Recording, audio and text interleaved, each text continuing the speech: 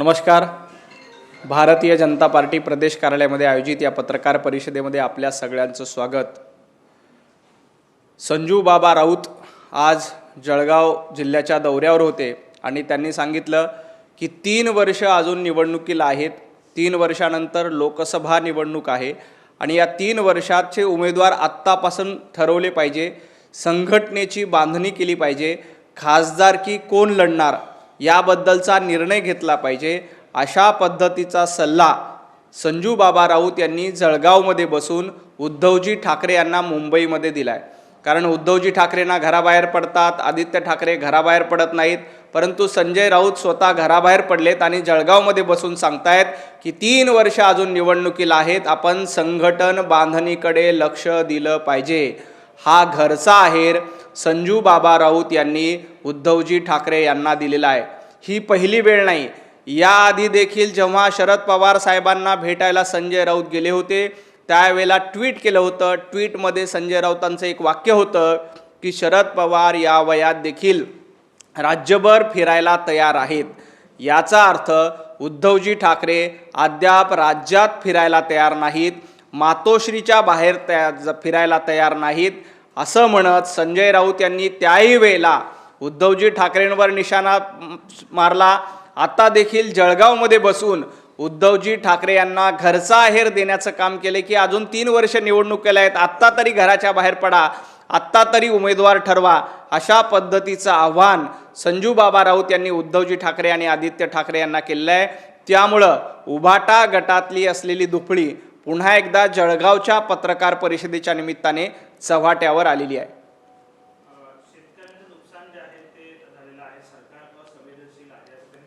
त्या पत्रकार परिषदेमध्ये सुरुवातीला संजय राऊतांच्या तोंडून खरं वाक्य आलं. ते म्हणाले सरकार संवेदनशील आहे.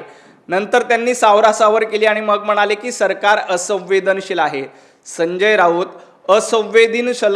असंवेदनशील सरकार हे महाविकास आघाडीचं होतं. जेव्हा उद्धवजी ठाकरे बांधावर गेले होते आणि शेतकऱ्यांना सांगितलं आम्ही 25,000 देऊ, 50,000 रुपये देऊ, दमडी देखील उद्धवजी ठाकरे तुम्ही दिली नव्हती. आता जळगावमध्ये, मराठवाड्यामध्ये, उत्तर महाराष्ट्रामध्ये आणि काही ठिकाणी अवकाळी पावसामुळे शेतकऱ्यांचं नुकसान झालंय, विशेषतः केळी बागांचं नुकसान झालंय. या सगळ्या प्रकरणामध्ये तातडीनं पंचनामे करण्याचे आदेश सरकारच्या वतीनं देण्यात आले आहे. एवढंच नाही तर तातडीनं नुकसान भरपाई देण्यासाठी देखील सरकार प्रयत्नशील आहे. हे सरकार शेतकऱ्यांच्या प्रति संवेदनशील आहे. त्यामुळे संजय बाबा कुठलीही निवडणूक नसताना या सरकारनं कर्जमाफीची घोषणा केली. 2 लाखापर्यंतचं कर्ज माफ करण्याचं काम कुठलीही निवडणूक नसताना या सरकारनं केली. कारण हे सरकार देवाभाऊचं सरकार आहे. हे सरकार शेतकऱ्यांचं सरकार आहे आणि हे सरकार संवेदनशील सरकार आहे. कुठलीही निवडणूक नाही आहे, 3 वर्ष कुठलीही मतदान होणार नाही आहे, तरी देखील शेतकऱ्यांची कर्जमाफी करण्याची हिंमत ही देवेंद्रजी फडणवीस यांनी दाखवली. महाविकास आघाडीनं फक्त आश्वासन दिले, बांधावर जाऊन बस म्हटले, परंतु घरामध्ये बसून कारभार केला. हे सरकार संवेदनशील आहे तर महाविकास आघाडीचं सरकार असंवेदनशील होतं. संकटमोचक हे रस्त्यावर उतरतात, बांधावर जातात, शेतकऱ्यांशी संवाद जातात. संजय राऊत तुमचे नेते कुठे आहेत ते सांगा. तुम्ही घरकोंबडा म्हणून काम केले. तुमचे उद्धवजी ठाकरे जळगावमध्ये येऊन नुकसानाची पाहणी करणार आहेत का? आदित्य ठाकरे मराठवाड्याच्या बांध्यावर जाऊन शेतकऱ्यांचं सांत्वन करणार आहेत का? मागच्या वेळेला संजय राऊत असंच कुठलं तरी नुकसानीचा दौरा करण्यासाठी गेले होते आणि मर्सिडीजमध्ये बसून काजू बदाम खात बसले होते. अशा पद्धतीची संवेदनशीलता तुम्ही संकटाचं आणि संकटमोचनचं बोलण्याचा अधिकार तुम्हाला नाही. कारण गिरीश भाऊ हे संकटमोचक देखील आहेत आणि तुमच्यासारख्या नाकर्तेपणाला कर्दनकाळ म्हणून देखील ते काम करतात. ज्या पद्धतीनं महाविकास आघाडी सरकारचा नाकर्तेपणा होता त्यावेळेला त्या सरकारचा कर्दनकाळ होण्याचं काम देखील या संकटमोचकांनी केलं होतं. हे संजय राऊतांनी विसरू नये. जळगावमध्ये गुंडशाही कुणाची आहे? उभाटा गटाची गुंडगिरी सुरू आहे. संजू बाबा राऊत ज्या पद्धतीनं त्याच पत्रकार परिषद संजय राऊत म्हणतात की जळगावमध्ये पोलिसांच्या माध्यमातून गुंडगिरी आहे आणि त्याच पत्रकार परिषदेमध्ये सांगतात की संदीप कर्णिक खूप चांगलं काम करतात. काहीतरी एक ठरवा. एका बाजूला सांगायचंय पोलिसांच्या माध्यमातून जळगावमध्ये गुंडगिरी आहे आणि दुसऱ्याच बाजूला सांगायचंय त्याच पत्रकार परिषदेमध्ये की संदीप कर्णिक नावाचे अधिकारी खूप चांगलं काम करतायत, त्यामुळे अशोक खरातला बेड्या टाकल्या, अशोक खरातला अटक झाली. संजय राऊत काहीतरी एक ठरवा. उद्धवजी ठाकरे रोज उठून युटर्न घेतात, ती सवय आता तुम्हाला देखील लागलेली आहे. उद्धवजी ठाकरेंनी सांगितलं मी विधान परिषदेच्या निवडणुकीमध्ये आमदारकीचा राजीनामा देतो. 6 वर्ष टर्म संपली, आमदारकीचा राजीनामा दिला नाही. आता दुसऱ्यांदा आमदारकी मिळते का यासाठी सोनिया गांधींसमोर मुजरा घालावा लागतोय. आणि संजय राऊत तुम्ही त्याच पत्रकार परिषदेमध्ये सांगतात की संदीप कर्णिक चांगलं काम करतात आणि त्याच पत्रकार परिषदेमध्ये म्हणतात की नाशिकमध्ये पोलिसांची गुंडगिरी सुरू आहे. नेमकं काय ते एक ठरवा आणि मग पत्रकार परिषद घ्या.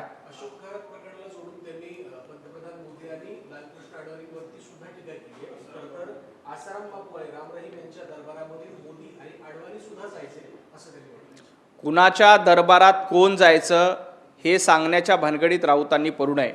ज्या पद्धतीनं भोंदूबाबा खरात याचे कारनामे समोर आले त्याला तातडीनं अटक करण्याची हिंमत कोणी केली असेल तर भारतीय जनता पार्टीच्या सरकारने, देवाभाऊच्या सरकारने केली. आसाराम बापूंचे काही काळे कारनामे समोर आले, बाबा राम रहीमचे काही काळे कारनामे समोर आले, त्यांच्यावर देखील कारवाई कुणाच्या सरकारमध्ये झाली? ते भारतीय जनता पार्टीच्या सरकारमध्ये झाली. त्यामुळे कुठलंही चुकीचं कृत्य असेल तर त्याला आम्ही पाठीशी घालत नाही. उद्धवजी ठाकरे यांचा स्वभाव होता की वाझेसारख्या गुंडाला खंडणी वसूल करणाऱ्याला देखील तो काय लादेन आहे का असं म्हणून समर्थन उद्धवजी ठाकरे मुख्यमंत्री असताना करत होते.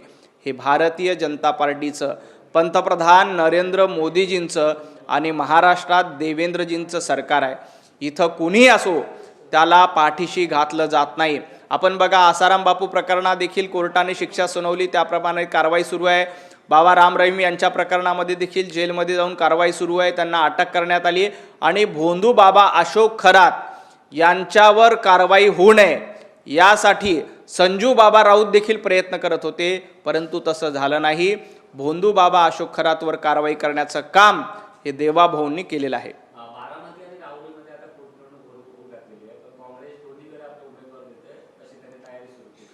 नाही, संजय राऊत असं म्हणतात की महाविकास आघाडीच्या तिन्ही पक्षांनी एकत्रित बसून निर्णय घेतला पाहिजे. आता महाविकास आघाडीचा समन्वय बघा, काँग्रेस परस्पर राहुरीमध्ये आणि बारामतीमध्ये उमेदवार देणार अशी घोषणा करते आणि संजय राऊत जळगावमध्ये बसून सांगतात की समन्वय राखला पाहिजे. कसला समन्वय? मुळामध्ये महाविकास आघाडीच्या ठिकऱ्या पडलेल्या आहेत. 3 दिशेला 3 घांची दोंड आहेत आणि यामुळं यांचं एकमत नाही. राहुरीची निवडणूक असू द्या, बारामतीची निवडणूक असू द्या, जिल्हा परिषद, पंचायत समिती, महापालिकेच्या निवडणुका असू द्या, महाविकास आघाडीचे 3 दिशेला 3 दोंड आहेत आणि यांच्या ठिकऱ्या उडलेल्या आहेत. त्यामुळं काँग्रेसनी परस्पर राहुरीची निवडणूक लढणार अशी घोषणा केली आणि संजय राऊत शरद पवार साहेबांची प्रवक्तेगिरी करत सांगतायत की राहुरीच्या जागेवर शरद पवारांच्या राष्ट्रवादीचा हक्क आहे. संजय राऊत उभाटा गटाचं मीठ खायचं आणि प्रवक्तेगिरी मात्र शरद पवार साहेबांची करायची, हा धंदा तुमचा सुरू झाला आहे. पवार साहेबांना येऊन, राष्ट्रवादीला येऊन सांगू द्या ना की आम्ही राहुरीची निवडणूक लढणार आहोत. तुम्हीच स्वतः घोषणा का करतायत?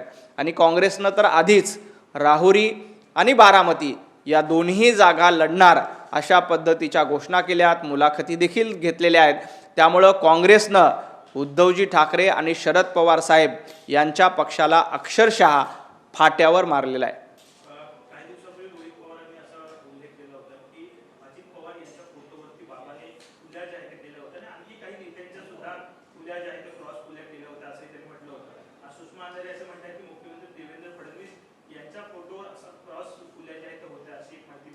कुठल्या भोंदू बाबाने कुणाच्या फोटोवर फुल्या मारल्या म्हणून काहीही होत नाही. कावळ्याच्या श्रापानं गाय मरत नाही. या प्रकरणामध्ये सविस्तरपणे चौकशी सुरू आहे. परंतु मला सुषमा अंधारे आणि रोहित पवार या दोघांनाही सांगायचं आहे की जनतेनं तुमच्या पक्षावर फुल्या मारल्या. जनतेनं तुमच्या पक्षावर फुल्या मारल्यामुळं विधानसभेच्या निवडणुका, जिल्हा परिषदेच्या निवडणुका, महापालिकेच्या निवडणुकीत तुम्हाला घरी बसवले. त्यामुळं जनतेने मारलेल्या फुल्या महत्त्वाच्या असतात. जनतेने तुम्हाला घरी बसून तुम्हाला नाकारलेलं आहे. आधी जनतेने मारलेल्या फुल्या या बघा. आणि जनतेनं देवेंद्रजींना एकदा नाही, दोनदा नाही तर 3 वेळेला निवडून दिले.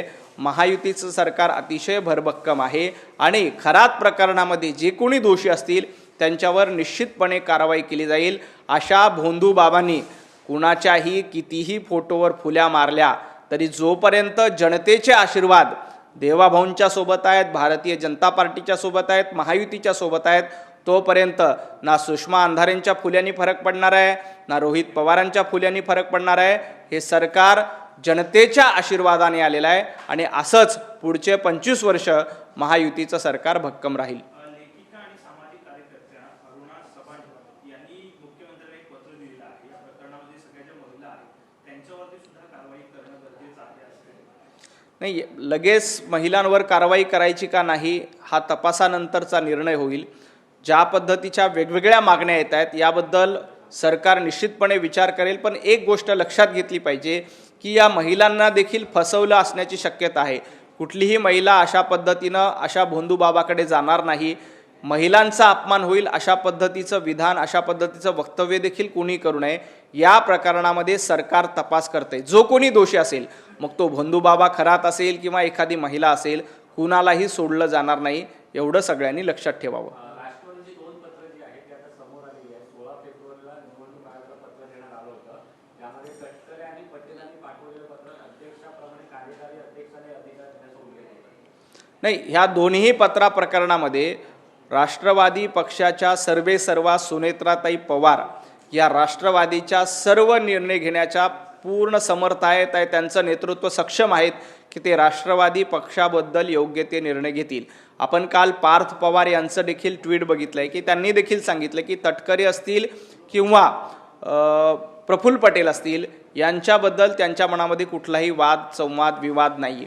यावर संजय राऊत म्हणतात की या 2 पक्षामध्ये वेगवेगळी फूट पडली आहे। संजय राऊत, तुमच्या पक्षामध्ये काय फूट पडली बघा, एका बाजूला उद्धव ठाकरेंचा गट आहे, दुसऱ्या बाजूला संजय राऊतांचा गट आहे, असे 2 गट उभाटामध्ये पडलेत। आधी आपल्या पक्षामध्ये पडलेल्या 2 गटाबद्दल बोला आणि मग तटकरे असतील, प्रफुल्ल पटेल असतील किंवा राष्ट्रवादी काँग्रेस असेल याच्याबद्दल बोला। आधी आपल्या खाली काय जळतंय याचा विचार संजू बाबा राऊत यांनी केला पाहिजे। दिल्लीमध्ये आता ऑपरेशन टायगरची चर्चा सुरू झाली आहे। ठाकरेंचे खासदार शिंदेच्या स्नेहभोजनाला गेल्यामुळे ऑपरेशन टायगर होतं। ज्या दिवशी ऑपरेशन टायगर होईल त्या दिवशी ते कोणालाही कळणार नाही। याआधी देखील संजय राऊतांच्या नाकाखालून 40 आमदार निघून गेले, हे झोपेत बसले होते आणि महायुतीचं त्यावेळी सरकार आलं। आता देखील रोज उठून ऑपरेशन टायगर होणार, ऑपरेशन लोटस होणार अशा भविष्यवाण्या करण्याचं काम संजू बाबा राऊतांकडनं केलं जात आहे। कारण भोंदू बाबा खरातचा उद्योग बंद झाल्यानंतर संजू बाबा राऊत यांनी आपला नवीन उद्योग सुरू केला आहे की ऑपरेशन टायगर होणार, ही भविष्यवाणी होणार, राष्ट्रवादीचे 25 आमदार भारतीय जनता पार्टीमध्ये जाणार, उबाटा गटाचे 10 लोक भारतीय जनता पार्टीमध्ये जाणार। कारण भोंदू बाबा खराताचं दुकान बंद पडल्यानंतर संजू बाबा राऊतांना वाटतं की आपला फॉर्ममध्ये धंदा येईल, परंतु असं काही होणार नाही। ज्या दिवशी कुठलं ऑपरेशन होईल त्या दिवशी ते कुणालाही कळणार नाही, एवढं संजू बाबा राऊत यांनी लक्षात ठेवावं। मुंबई महानगरपालिकेच्या शाळेमध्ये मनाचे श्लोक देण्यात यावं असं एक पत्र आहे, ते खरंतर किशोरी पेडणेकरांकडून हा प्रस्ताव देखील आहे, तो मांडण्यात येत आहे। तर MIM कडून याला विरोध होतोय, भाजपची नेमकी काय भूमिका? भारतीय जनता पार्टीची हीच भूमिका आहे की राष्ट्रप्रथम हे धोरण ठेवून इथलं शिक्षण खात्याने काम केलं पाहिजे। राष्ट्रप्रथम या नयाने ज्या काही गोष्टी येतील त्या शिक्षणामध्ये समावेश केला पाहिजे, ही भारतीय जनता पार्टीची भूमिका आहे। आता किशोरीताई पेडणेकर यांनी हा प्रस्ताव दिला आहे, तो प्रस्ताव महापालिकेमध्ये येईल, महापालिकेमध्ये त्यावर सविस्तर चर्चा होईल। परंतु या प्रकरणामध्ये राष्ट्रप्रथम आणि राष्ट्रविचाराला स्थान देण्याचं काम शिक्षणामध्ये निश्चितपणे केलं जाईल। MIMनी कितीही विरोध करू द्या त्याचा काहीही फरक पडणार नाही। MIMनी आपल्या पक्षाचा विचार करावा। महापालिकेमध्ये हा प्रस्ताव आल्यानंतर त्याबद्दलचा योग्य ते निर्णय महापालिकेची संपूर्ण समिती मिळून घेईल। किशोरी पेडणेकर असं म्हणाले की ज्या बाबासाहेबांनी संविधानाची निर्मिती केली त्या बाबासाहेबांच्या मनावर सुद्धा मनाच्या श्लोकांचा परिणाम होता, त्यामुळे याचं महत्त्व त्यांना देखील माहिती नाही। मनाचे श्लोक हे सर्वसामान्य लोकांना किंवा मनाच्या श्लोकातून राष्ट्रभक्ती जागे होते आणि मनाच्या श्लोकातून संस्कारक्षम आयुष्य होतं। हे आपल्या सगळ्यांना माहिती आहे. मनाचे श्लोक आपण देखील शाळेमध्ये असताना वेगळ्या ठिकाणी आपण बघितलेले आहेत, ऐकलेले आहेत. मनन, चिंतन, वाचन त्या सगळ्यांचं केलेलं आहे.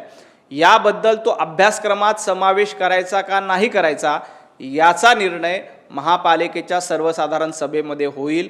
परंतु ज्या ज्या साहित्यामध्ये, मग ते रामदास स्वामींचं साहित्य असो किंवा तुकाराम महाराजांचं साहित्य असो, ज्ञानेश्वर माऊलींचं साहित्य असो, ज्या ज्या साहित्यातून संस्कार मिळतात, ज्या ज्या साहित्यातून राष्ट्रभक्तीचा विचार येतो, असं सगळं साहित्य ते शिक्षणामध्ये समावेश केलं पाहिजे. ही सुरुवातीपासून भारतीय जनता पार्टीची भूमिका आहे. मुंबई महापालिकेने पारदर्शक कारभार मुंबई महापालिकेत व्हावा यासाठी आता सत्ताधारी जे भाजप आहे पक्ष आहे त्यांनी 1000 पेक्षा अधिक कोटीचे टेंडर जे आहे ते रद्द केलेले आहे, स्टे दिलेला आहे.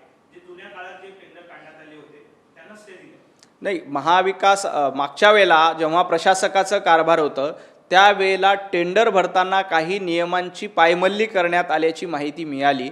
त्यामुळं अशा पद्धतीचे जे काही टेंडर होते ते रद्द करण्याचं काम महापालिकेच्या माध्यमातून केलेलं आहे. भारतीय जनता पार्टीची पहिल्या दिवसापासून स्पष्ट भूमिका आहे. मुंबई महापालिकेतला एक एक पैसा हा मुंबईकराचा पैसा आहे, जनतेचा पैसा आहे. त्याच्यामध्ये कुठेही भ्रष्टाचार होणार नाही.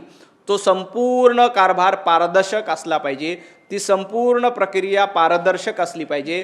त्यामुळंच अशा पद्धतीची जी काही टेंडर आहेत ते रद्द करण्याचं काम करण्यात आलं आहे.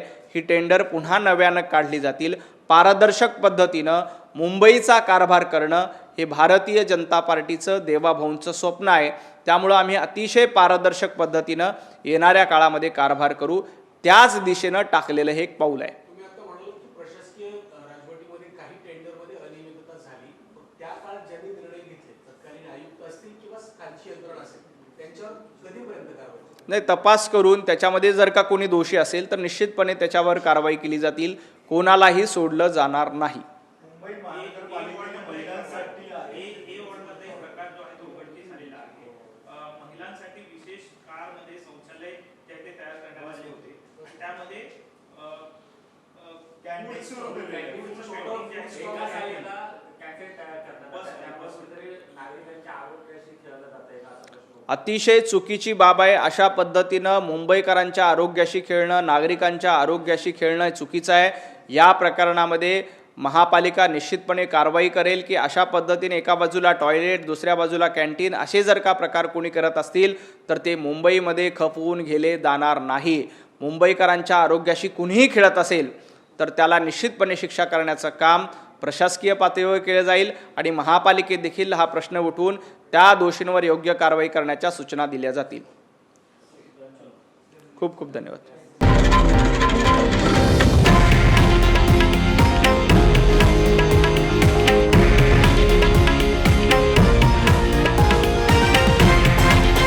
हे आहे देशातील नंबर 1 न्यूज नेटवर्क आणि आपण पाहत आहात TV9 मराठी, एकमेव.